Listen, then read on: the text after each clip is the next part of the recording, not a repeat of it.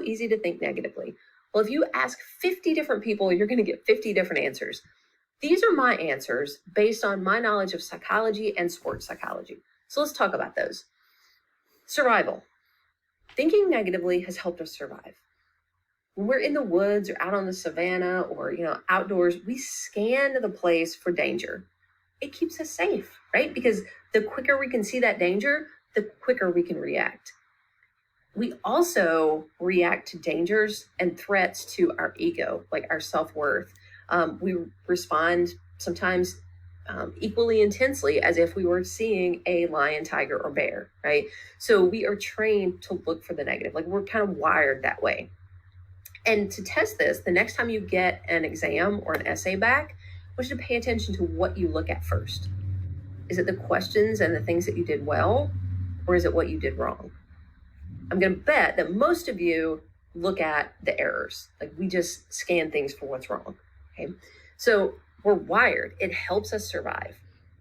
But we live in a culture that reminds us of what we're missing.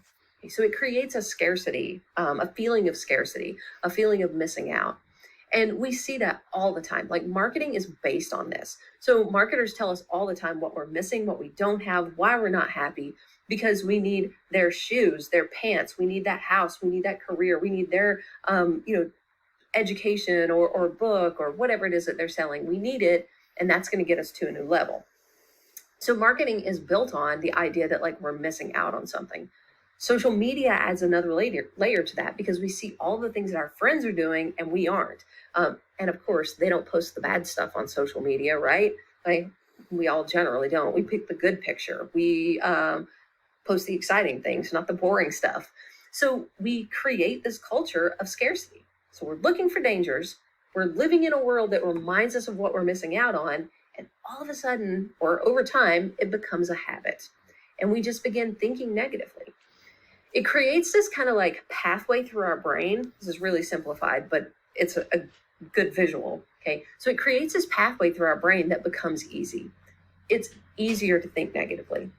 So if you were walking through the woods and you were on a path, would you continue on that path? Or would you start clearing out brush and weeds and trying to create a new path? Well, you'd probably go on the path that's already there because it's easy. Your brain does that also. So because we are wired to watch for danger and negatives, and we live in a culture that allows us to do it a lot, we create this habit and it's the easy route. So that's what our brain does. So in order to create a new pathway and think more positively, it takes a lot of hard work, and it takes really stepping back and being grateful for what we do have. So gratitude is actually a really great remedy for that feeling of missing out and not having enough. All right.